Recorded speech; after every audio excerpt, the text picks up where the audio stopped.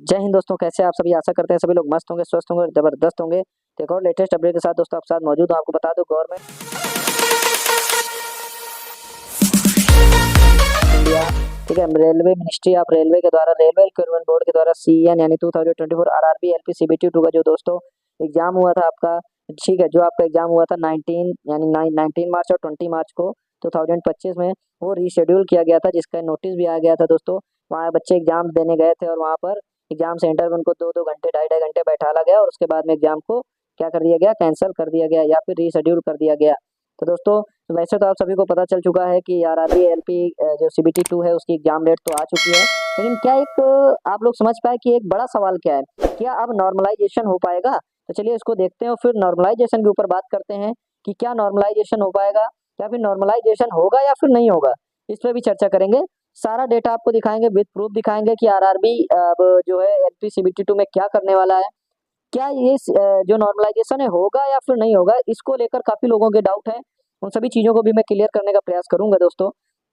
तो पहले आपको बता दें, the second stage of the computer CBT 2, ठीक है, वाच रीशेड्यूल 19 और 20 मार्च को जो होना था, नाउ रीशेड्यूल, देखिए नया याद पे, now reschedule to be conduct on 2 May और 6 मई, यानी 2 मई 2025 और 6 मई 2025 को ये एग्जाम आपका होगा।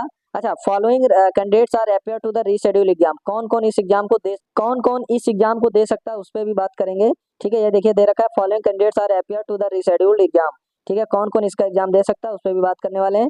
ठीक है, यहाँ पर हमारा जो पहला पॉइंट है, यहाँ पर दोस्तों हमारा जो पहला पॉइंट है कि कह रहा all candidates who were scheduled, कह रहा all candidates who were scheduled on 19 March first shift excluding those complete their exam, देखिए मेन पॉइंट ये है, एक्सक्लूडिंग दो देयर कंप्लीट एग्जाम, यानी जिनका एग्जाम नहीं हुआ था सिर्फ वही बैठेंगे और जिनका एग्जाम हो चुका है वो यहाँ ये एग्जाम नहीं दे पाएंगे।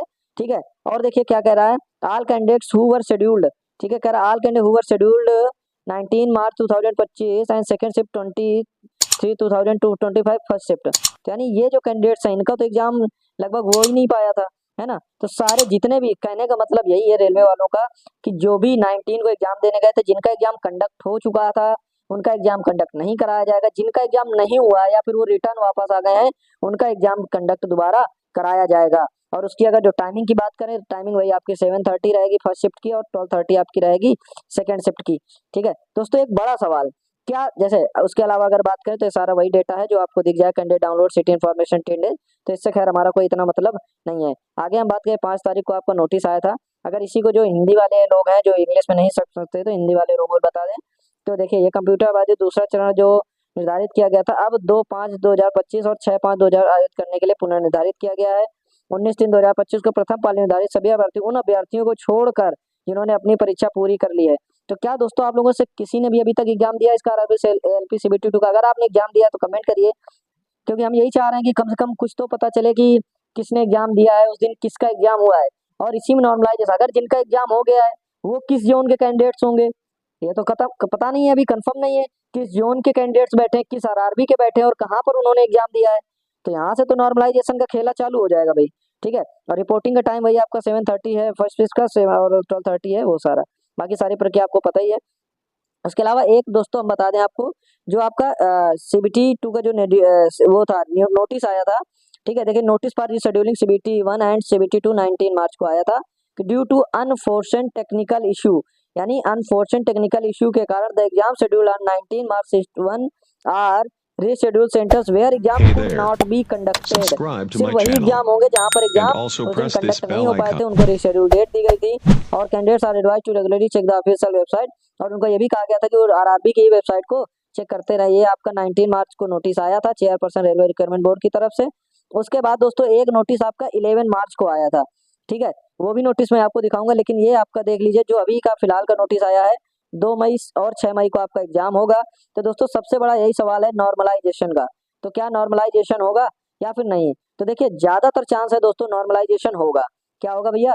नॉर्मलाइजेशन होगा। ऐसा इसलिए मैं कह रहा हूँ कि देखिए 11 तारीख को जो नोटिस आया था, मैं अभी आपको पहले वो नोटिस दिखाता हूँ, उस नोटिस में क्या क्या लिखा हुआ है, ठीक है, फिर मैं इस नोटिस को आपको दिखाता हूँ।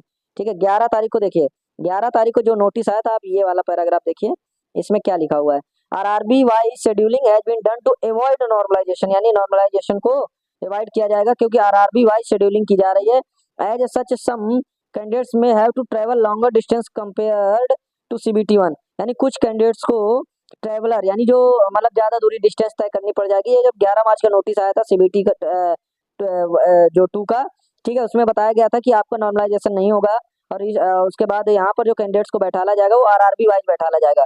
तो क्या ये क्लियर है कि जो 19 तारीख को जो एग्जाम हुआ है, ठीक है, 19 तारीख को दोस्तों जो आपका फर्स्ट शिफ्ट में या सेकेंड शिफ्ट में जो भी एग्जाम कंडक्ट हुआ है, 19 तारीख को फर्स्ट शिफ्ट में और 20 तारीख को फर्स्ट शिफ्ट में या सेकेंड शिफ्ट में जो भी किनका एग्जाम हुआ है, क्या आप में से पता है किसी का एग्जाम हुआ है?